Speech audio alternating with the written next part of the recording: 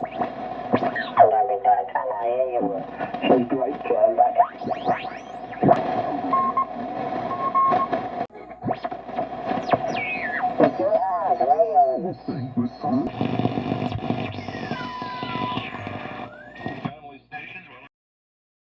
we're back for part 4 of our Hallicrafter S-38 restoration job we've been working on.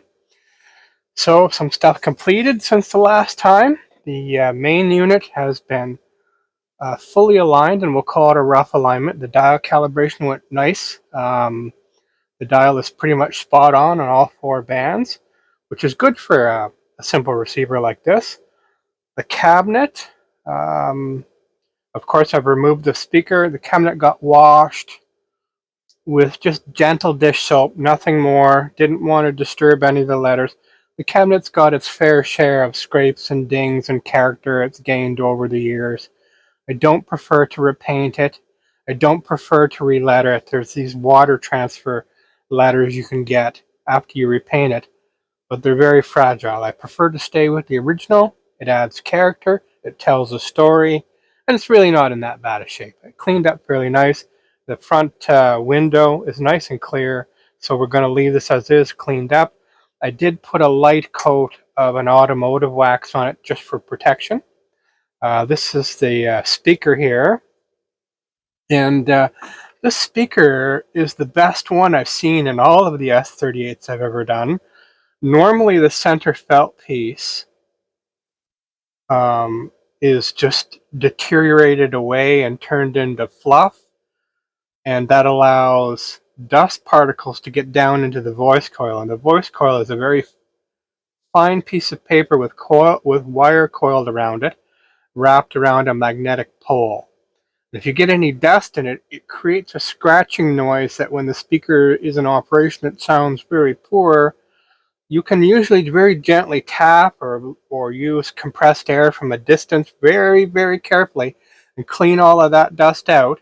And I normally cut a new felt center and set it down, and I use carpenter's wood glue or alphatic resin to stick it down. And so I'll put a little drop on paper, and I'll go around with little dots around the felt to glue it down, and then eventually a bead all the way around so that the felt stays where that I put it. Make sure that you don't get any glue down past the felt piece.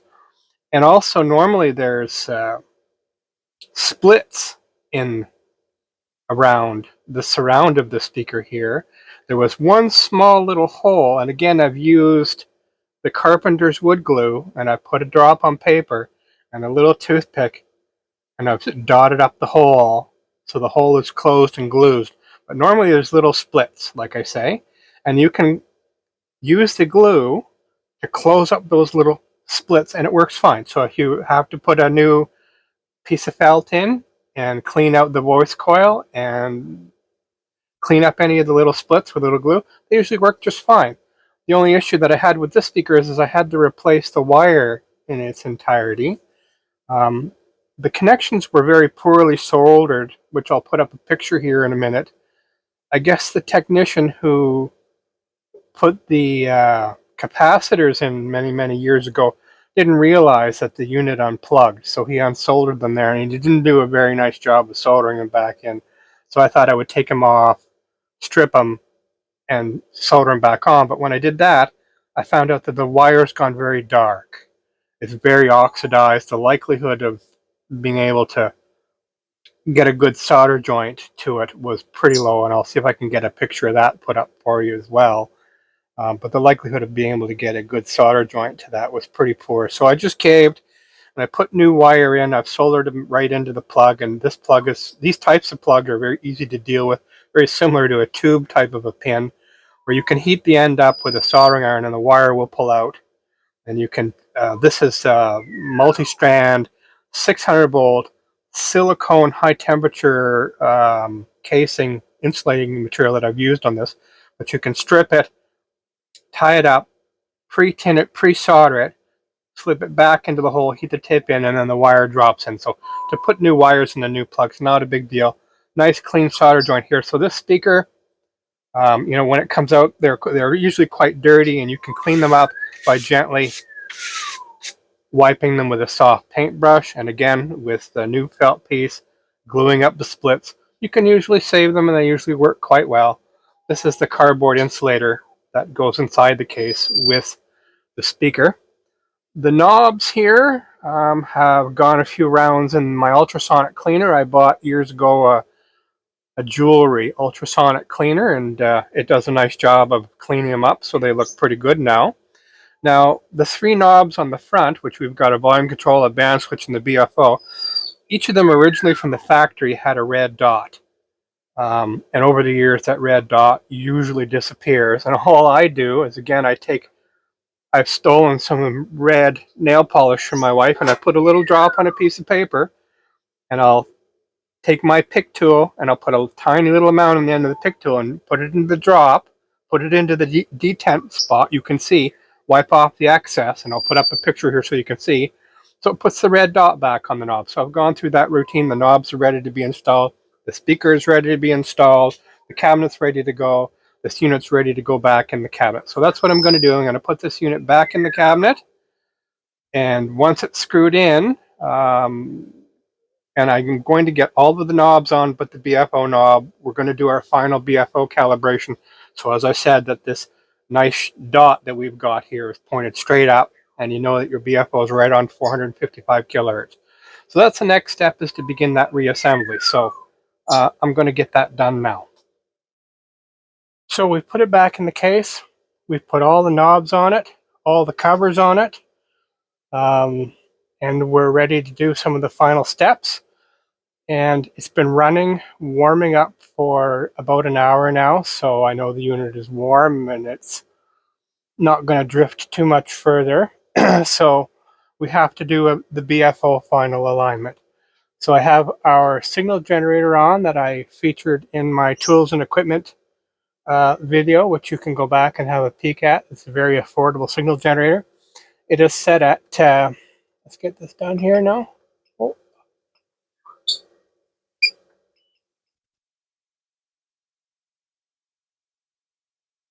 It's set at 455 kilohertz. Again, we're clipped on to the first gang of the capacitor, which is the start of the IF chain. We're injecting a straight 455 kilohertz carrier with no audio tone modulated on it. So we're going to zero beat the BFO. And when we zero beat the BFO, we're going to install the knob. It's got a nice little tiny dot on it. And we're going to install the knob right at 12 o'clock. Now, I don't know if you can see, there's a little tab on the case and a stop on the dial, so that you can only turn it to 5 o'clock this way or 7 o'clock that way, so it stays fairly well calibrated. But when you're right up at 12 o'clock, you know you're on 455 kilohertz. That way you can zero beat, tune, or AM radio station and know you're on frequency with that station. And it's a good place to start when you're receiving sideband. So let's do that initial tune here now of the, or the final tune of the BFO. We can hear a little bit of a tone.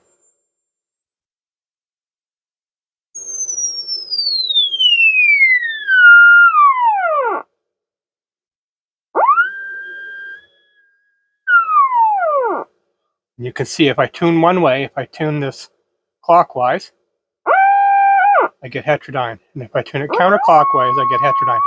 So you want to try to figure out right about where it is in the middle.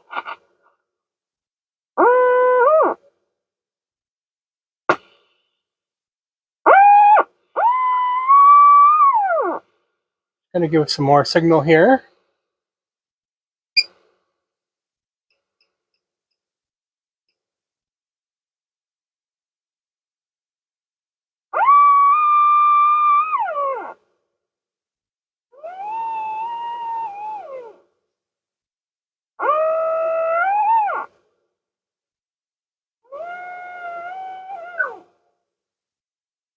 So that's pretty close to the middle. It's set in the middle right now of the two heterodyne notes. So all we have to do is, we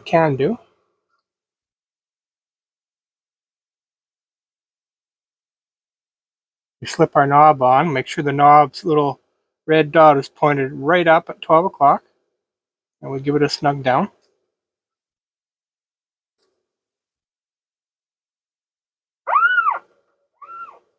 Perfect. Perfect. A tip, when you're installing knobs, once you're finished up with your radio, don't put them right against the case. You can pull them out a little bit, tighten the set screw. Too many technicians will put them right up against the case and it'll scratch the bejesus out of the case. So put your knob on, pull it out a little bit, tighten it, rotate your knob to make sure that you're not tearing the case up. So the next thing that has to be done with this receiver, and I'm not going to do this live on video, and I'll explain why in a minute.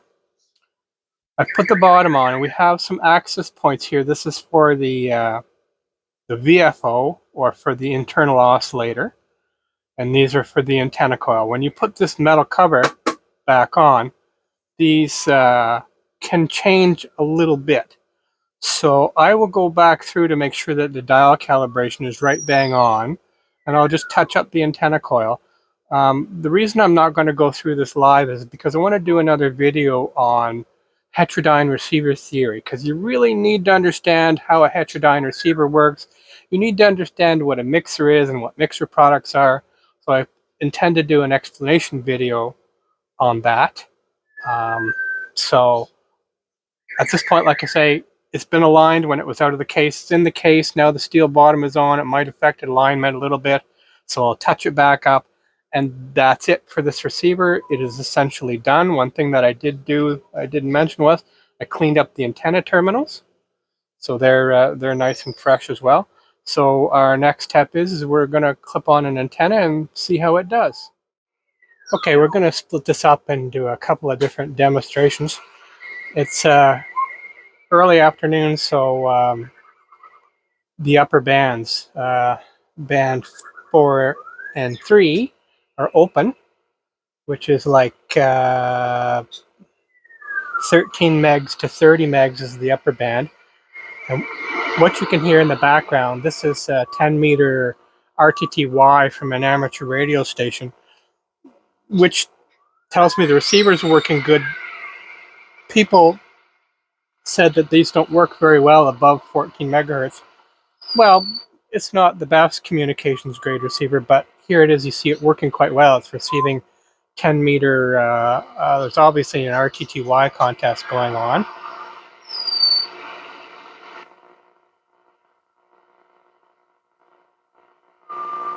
However, we'll move on.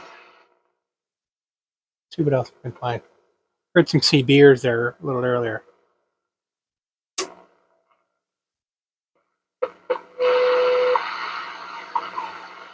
"25 megs WWV.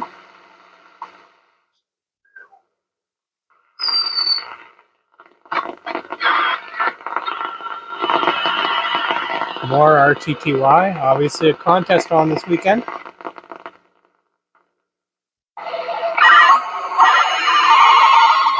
And again, more RTTY. Obviously a contest. It's on every band that the amateurs run on. El sentido de la realidad. Lo que no se puede es estar perdido. Well, okay then. Here's a good demonstration of the BFO with the BFO knob pointing straight up. We turn our BFO on. We use our fine tune until the heterodyne is gone. Turn the BFO off. Now we know we're exactly on the same frequency as that radio station. Hoy más catalanes no solo abrazan la causa de la amnistía, sino también la causa de la independencia. Okay then, let's move on. Cooperación militar con Níger, una salida ordenada de aquí a finales de año del contingente.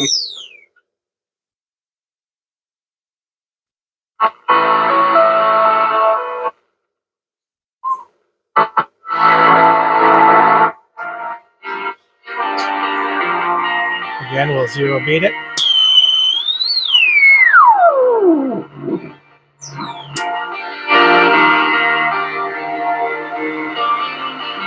It's around 15 megahertz. África en la lucha contra el terrorismo yihadista.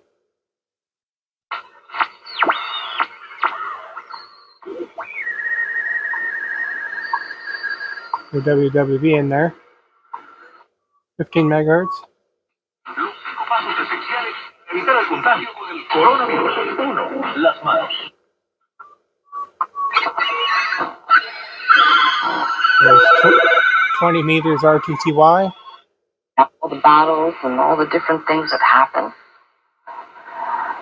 You begin to... El distanciamiento social.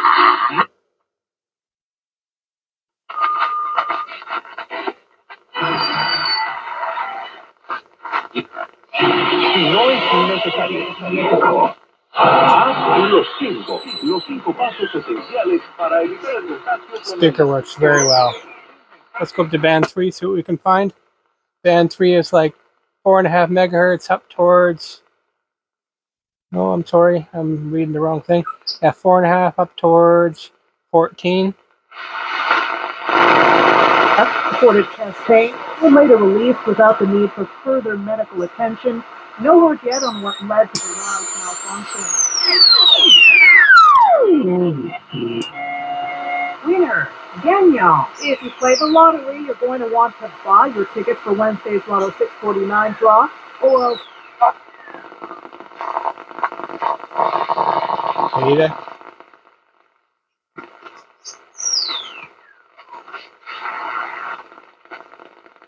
Test. It's to get us to cast away our confidence.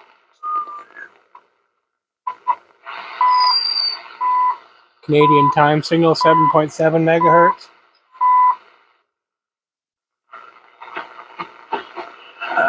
So what happened? No, they actually obeyed their mom. But they did actually communicate, coming up with different ways to communicate. Her 8-year-old daughter was talking on and on, and her 6-year-old son had just had enough. You know, when they get to that tension point? Well, yeah. He just couldn't take his sister's incessant chatter anymore.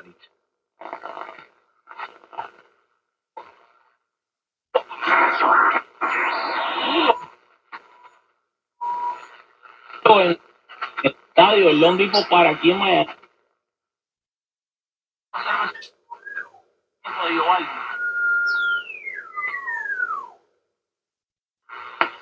Well, that's the first 2 bands. A little bit of activity. It's working well. We're going to come back after sunset and do the 2 lower bands when they open up, and we'll see how they do. Maybe we'll find some amateurs having a chit chat in sideband, and we'll test that mod out again. But all in all, it's working very well. So we'll come back when it's dark. We'll join the 80 meter sandbox net in process on sideband.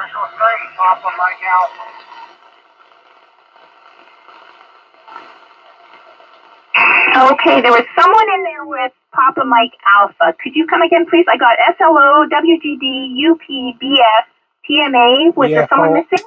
Off. Okay. Charlie Alpha.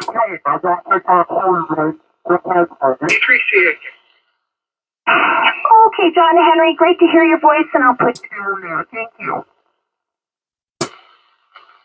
And Bob, V3 SLO, how are you this evening? We're doing pretty good, Renee, and hope everything is well with you, and that you don't have to worry about the kind of job you're doing. You're doing an excellent job. Very almost perfect audio. So when Dad comes back, I guess we're going to have a vote who's going to take Sunday night. Oh, that'll be him. That will be him. No problem there. I'm quite looking forward to him coming back. You guys have all been wonderful, but I know he's looking forward to it. I thank you very much for that, Bob. And how has your weekend been? Pretty good. Today was the sports day. I was a little on the slower side today, so it was more or less that in the chairs. We had hockey, football, and baseball on. Today wasn't really that boring. You know what Oh, I hear you. My husband, unfortunately, I had to drag him out. We needed to buy a new mattress, and all I kept hearing was, football's at 1, I'm missing baseball. We had to get him back. But yeah, I heard the Blue Jays won, so that is a really good thing, and I'm excited for what lies ahead for them. On band 3, which is like 5 to 14 megs. We're around 8 megs right now. Well, 7.7 is Canadian time signal. We will tune down.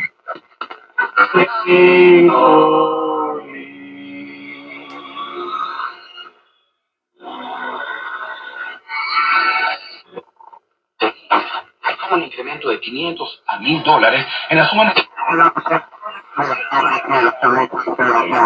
Sideband.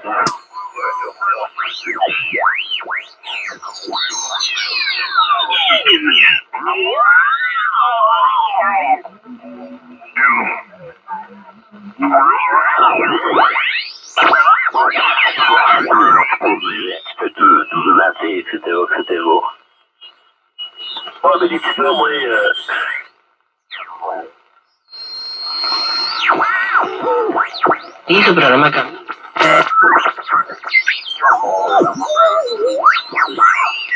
Around the area, but for the most part, it's not too bad. Noise limiter can help a little bit. Now, it might be somewhere else in the States. I know the East Coast is getting hammered with rain and storms the last couple days, so I don't know if there's remnants of that. But that's with your BFO on. BFO off. Back on. All right, have a good one, Jim.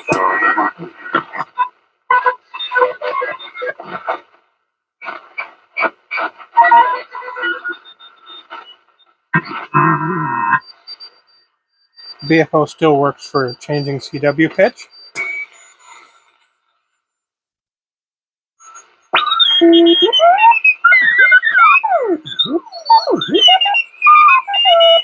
you can see, that was the manufacturer's original intent with the BFO, was just to change the CW pitch, where we've modified it to receive sideband as well. Denies the son does not have the father. Yeah. For some reason, all these John Haggees and Jack Dan Whitneys and Occurs only just once in the New Testament.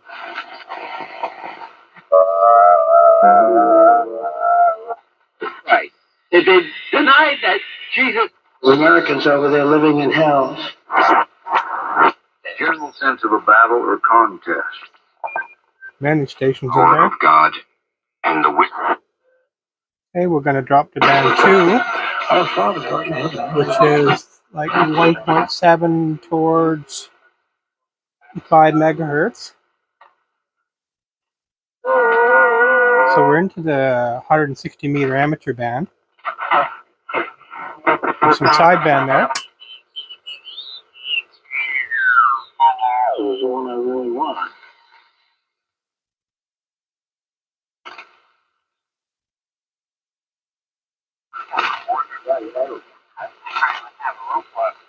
No, that's what I'm saying. Well, that's the lowest rating I see on it, but I don't know where it doesn't say square foot is what's driving me crazy.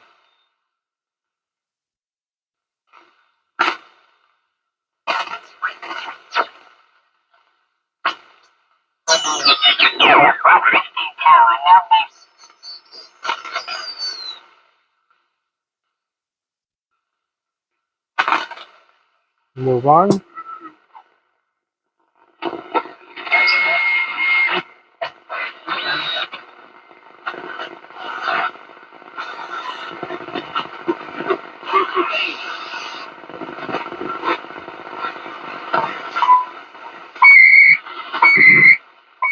Canadian time signal 3.3 megs.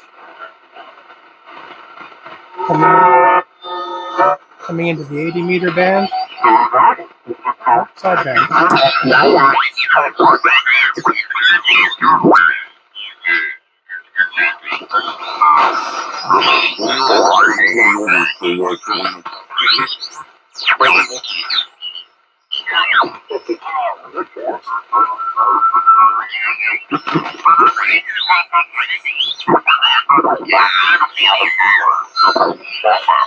I don't understand one of those LA ones to be clever, but we also can use them when we had to run those things. I don't think I have ever had a vehicle that had one of those on it. Oh, okay, very good. I had a friend that he had one arm, off an arm. Back into AM. You're got knowledge, truth, and life. And I've said it a million. Now we go down to band 1, which is the standard AM broadcast band. Sounds kind of busy. 1, 2, 3, and you want 1, 2, or 3 because Yes, you can listen to our podcast. you can't get there, but you can come close. I mean, I saw this analysis by Vanguard, and they say if you're paying 2% in fees in your retirement over the course of 25 years, that can cost you. Why are we getting into the season still saying we have to exercise? Say, he's got a wipeout slider. That one was more down the middle of the plate. A disappointing 75%. We can do better, and it starts with you. Michigan's 10-cent deposit is We can't lose another game because being through it, Speaking of subscriptions as well, looks like Spotify is looking to. Visit edwardjones.ca/different. Mark your calendars. The 16th annual. Okay, this concludes the restoration of our Hallicrafters S-38. Was a successful project. The receiver works wonderful. Probably works better than new. It got a nice sharp alignment, and it performs very well. The point of this exercise has been to show newcomers to the hobby that this is not hard, and the equipment that you see here, the signal generator I recommended, the meter, Simpson's meter I recommended, and the 2 multimeters, along with my soldering station, some clip leads, and some basic hand tools is all I used to restore this radio. Anybody with the want to do this type of thing can get into it. It is not rocket science.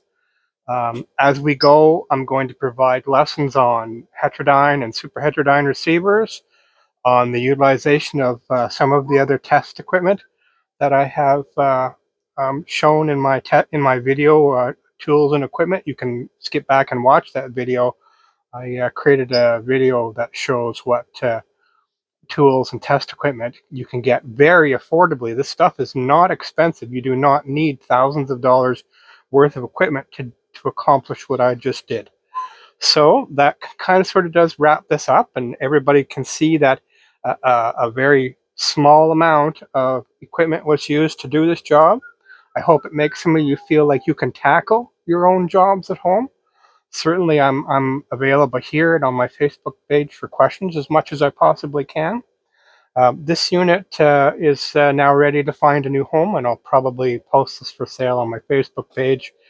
If anybody's interested, they can take a skip over there and take a look at it. It works very well, as you can see.